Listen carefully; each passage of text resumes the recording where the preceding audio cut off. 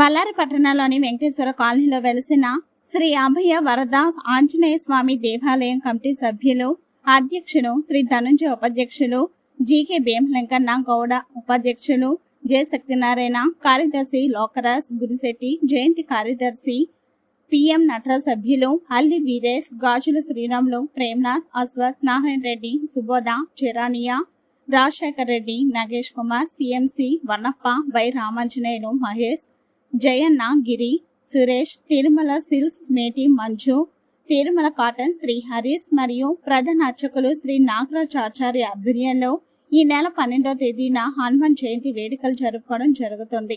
ప్రతి ఒక్కరు పాల్గొని జయప్రదం చేయవలసిందిగా కోరుచున్నాము.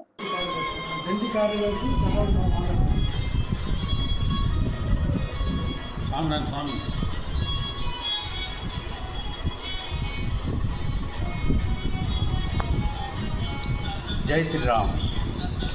ಈ ದೇವಸ್ಥಾನದಲ್ಲಿ ಮುಖ್ಯವಾಗಿ ಇವತ್ತು ನಾವೆಲ್ಲ ಕಲ್ತಿದ್ದೀವಿ. ನಮ್ಮ ಅಧ್ಯಕ್ಷರಾದ ಧನಂಜಯವರು ಊರಿಗೆ ಹೋಗಿರೋದ್ರಿಂದ ಈ ದಿನ ಅವರು ಬಂದಿಲ್ಲ. ಮುಖ್ಯವಾಗಿ ನಾವೆಲ್ಲ ಸದಸ್ಯರುಗಳೆಲ್ಲ ಕಲ್ತಿದ್ದೀವಿ. ನಮ್ಮ ದೇವಸ್ಥಾನದಲ್ಲಿ 6 ಮುಖ್ಯ ಹಬ್ಬಗಳನ್ನು ನಾವು ಆಚರಣೆ ಮಾಡ್ತೀವಿ. ಅದರಲ್ಲಿ ಗಣೇಶೋತ್ಸವ, ಶ್ರೀರಾಮನವಮಿ, ಹನುಮ ಜಯಂತಿ, ಮಹಾಶಿವರಾತ್ರಿ, ಕಾರ್ತಿಕ ದೀಪೋತ್ಸವ, ಶ್ರಾವಣ ಮಾಸದಲ್ಲಿ 4 ವಾರಗಳು ಅಲಂಕಾರಗಳನ್ನು ಮಾಡ್ತೀವಿ. ಈಗ ಮುಂದೆ 12ನೇ ತಾರೀಕು ಹನುಮ ಜಯಂತಿ ಆಚರಣೆಯನ್ನು ಮಾಡ್ತಾಯಿದ್ವಿ. ಅದ್ಧೂರಿಯಾಗಿ ಪ್ರತಿ ವರ್ಷ ಮಾಡ್ತೀವಿ. ಈ ಹನುಮ ಜಯಂತಿ ಕಾರ್ಯಕ್ರಮಕ್ಕೆ ಅನ್ನಪ್ರಸಾದ ಕಾರ್ಯಕ್ರಮ ಇರ್ತದೆ. ದಯವಿಟ್ಟು ಈ ಎಲ್ಲ ಕಾರ್ಯಕ್ರಮಗಳಿಗೆ ಭಕ್ತಾದಿಗಳು ಬಂದು ಸ್ವಾಮಿಯ ಆಶೀರ್ವಾದ ಪಡಿಬೇಕಂತ ಇವೆಲ್ಲರಿಗೂ ಕೇಳ್ಕೊಳ್ತಾ ಇದ್ವಿ. ಜೈ ಶ್ರೀರಾಮ್. ಈಗ ನಮ್ಮ ಕಾರ್ಯದರ್ಶಿಗಳಾದ ಲೋಕರಾಜರವರು ಒಂದೆರಡು ಮಾತುಗಳು ಮಾತಾಡಬೇಕಂತ ಕೇಳ್ಕೊಳ್ತಾ ಇದ್ವಿ. ಜೈ ಶ್ರೀರಾಮ್. ಈ ದೇವಸ್ಥಾನ ಓಪನ್ ಆಗಿರೋದು 4th ಜೂನ್ 2009. ಅದಕ್ಕೆ ನಮ್ಮ ಧನಂಜಯ ಅವರು ಮೊದಲು ಹೆಜ್ಜೆ ಹಾಕಿದ್ದರು. ದೇವಸ್ಥಾನ ಜೈ ಶ್ರೀರಾಮ್. ಈ ದೇವಸ್ಥಾನ 4/6/2009 ಉದ್ಘಾಟಿಸಲಾಗಿದೆ. ಇದನ್ನು ಪ್ರಾರಂಭ ಮಾಡಲು ಮುಂದಾಗಿರೋರು ಶ್ರೀಮಾನ್ ಧನಂಜಯನವರು. ಅವರಿಂದ ನಾವೆಲ್ಲರೂ ಕಲಿತು ಇಲ್ಲಿ ಸುತ್ತಮುತ್ತ ಇದ್ದಂಥ ಎಲ್ಲ ದಾನಿಗಳಿಂದ ಈ ಗುಡಿ ಅಭಿವೃದ್ಧಿಪಡಿಸಲಾಗಿದೆ. జై శ్రీరామ్. జై శ్రీరామ్. ఈ ఆలయంలో అన్ని పూజా కార్యక్రమాలు, అర్చనలు, అభిషేకాలు, అలంకారాలు, హోమాలు, సీతారామ కళ్యాణం అన్నీ నాగరాజాచారి చేతుల మీదుగా నిర్వహింపబడుతున్నాయి.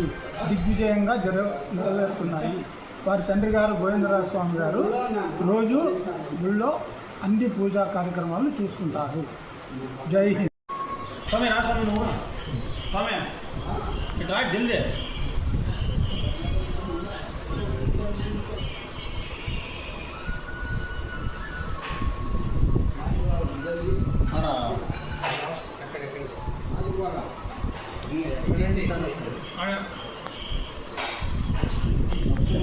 జై శ్రీరామ్. ఈ దేవాలయంలో ఎన్నో కార్యక్రమాలు జరుగుతున్నాయి. ఆంజనేయ స్వామి అభయ వరదాంజనేయ స్వామి దేవాలయంలో, ఈ దేవాలయంలో ఈ కార్యక్రమంలో మహాశివరాత్రి కానీ, గణేశోత్సవాలు కానీ, శ్రీరామనవమి కానీ, ఆంజనేయ స్వామి యొక్క పూజలు కానీ, కార్యక్రమాలు కానీ, ప్రవచనములు కానీ ఎన్నో జరగడానికి కారణం ఈ దేవాలయం. ఈ దేవాలయం పుట్టడానికి కారణము మా స్నేహితుడైన ధనంజయ గారు అధ్యక్షుడు అని చెప్పుకోవడానికి గర్వంగా ఉంది నాకు. ఆయన ఒక్క అడుగు ముందుకేశాడు ఈ యొక్క శుభకార్యానికి, ఈ యొక్క మహత్ కార్యాన్ని చేయడానికి.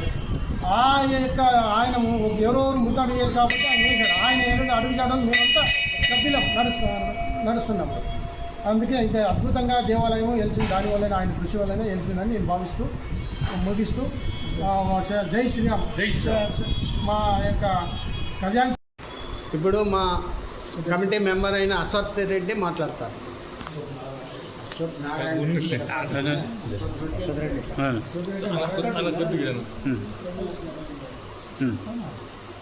జై శ్రీరామ్. శ్రీ అభయ వరద ఆంజనేయ స్వామి దేవస్థానము జరుగు హనుమాన్ జయంతి దిన 12/5/26 ನಂದು ಮಂಗಳವಾರ ಆಚರಿಸಲಾಗುತ್ತೆ. ಈ ದಿನ ದೇವಸ್ಥಾನದಲ್ಲಿ ವಿಶೇಷ ಅಲಂಕಾರ, ಪೂಜಾ ಮತ್ತು ಅನ್ನದಾನ ಕಾರ್ಯಕ್ರಮ ಇರುತ್ತದೆ. ಭಕ್ತಾದಿಗಳು ಹೆಚ್ಚಿನ ಸಂಖ್ಯೆಯಲ್ಲಿ ಭಾಗ್ಯವಹಿಸಿ ದೇವರ ಕೃಪೆಗೆ ಪಾತ್ರರಾಗಲು ಆಗಬೇಕಂತ ನಾವು ಚಿಂತನೆ ಮಾಡ್ತೀವಿ. ಈ ದೇವಸ್ಥಾನ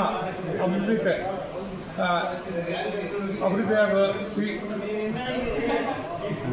ಧನಂಜಯ ಅವರ ಅಣ್ಣಗಾರಿಗೆ ಮತ್ತು ಎಲ್ಲರ ಸದಸ್ಯರಿಗೂ ನಾನು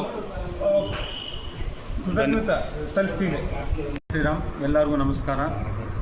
ಶ್ರೀ ಅಭಯ ವರದಾಂಜನೇಯ ಸ್ವಾಮಿ ಶ್ರೀ ವೆಂಕಟೇಶ್ವರ ನಗರ ರಾಜ್ಕುಮಾರ್ ರಸ್ತೆಯಲ್ಲಿರುವ ನಮ್ಮ ದೇವಸ್ಥಾನದಲ್ಲಿ ಇವತ್ತು ನಾವು ಎಲ್ಲರೂ ಕಲಿತು ಈ ಇಂಟ್ರ್ಯೂ ಮಾಡೋದಕ್ಕೆ ಕಾರಣವೇನೆಂದರೆ, ಈ ದಿನಾಂಕ 12/5/2026 ಶ್ರೀ ಹನುಮಂತ ಜಯಂತಿ ಪ್ರಯುಕ್ತವಾಗಿ ನಾವು ಕಲಿತಿದ್ದೇವೆ.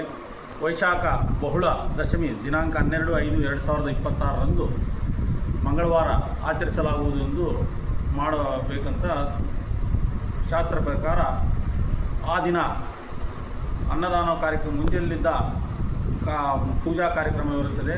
ಹಾಗೂ ಪೂಜಾದ ನಂತರ ಹವಾಮಾನ ಹೋಮನದ ನಂತರ ಎಲ್ಲ ಭಕ್ತಾದಿಗಳಿಗೂ ಅನ್ನದಾನ ಕಾರ್ಯಕ್ರಮವಿರುತ್ತದೆ, ಅನ್ನಪ್ರಸಾದವಿರುತ್ತದೆ. ಎಲ್ಲ ಭಕ್ತಾದಿಗಳು ಬಂದು ದೇವರ ಕೃಪೆಗೆ ಪಾತ್ರರಾಗಬೇಕೆಂದು ವಿನಂತಿಸಿದರು. ಈ ಕಾರ್ಯಕ್ರಮ ಎಲ್ಲ ನಡೆಸಿಕೊಳ್ಳುತ್ತಿರುವುದು ನಮ್ಮ ಶ್ರೀ ಧನಂಜಯ ಅವರು ಅಧ್ಯಕ್ಷರಾಗಿ, ಅವ್ರ ಕಾರ್ಯದರ್ಶಿಗಳು ಎಲ್ಲ ಮೆಂಬರ್ಗಳು ಸಹಿತ ಎಲ್ಲರೂ ಆಗಿ ನಡೆಸ್ತಾ ಇದ್ದೀವಿ. ನೆಕ್ಸ್ಟ್ ಇವಾಗ ನಮ್ಮ ಇವರು ಪ್ರೇಮ್ನಾಥ್ ಅವರು ಮಾತಾಡ್ತಾರೆ. ఒక నిమిషంలో స్టార్ట్. ఈ అభయ వరదాంజనేయ స్వామి దేవస్థానము 2009లో ప్రారంభించినాము. అప్పటి నుండి ఇప్పటి వరకు మేము ముఖ్యంగా శ్రీరామనవమి, హనుమ జయంతి, గణపతి పండుగ జరుపుకుంటాము. ఈ మూడు చాలా ముఖ్యంగా అద్దూరిగా జరుపుతాము. భక్తులందరూ విశేషంగా పాల్గొంటుంటారు. ఇక్కడ స్వామివారికి అభిషేకాలు, డైలీ పూజలు అన్నీ చేపిస్తాము. ఈ 12వ తేదీ కూడా హనుమాన్ జయంతి సందర్భంగా పవమాన హోమం ఉంటుంది. అందరూ భక్తులందరూ తప్పక పాల్గొని ఆ హనుమంతుని ఆశీర్వాదములు పొందాలని కోరుతా ఉన్నాము.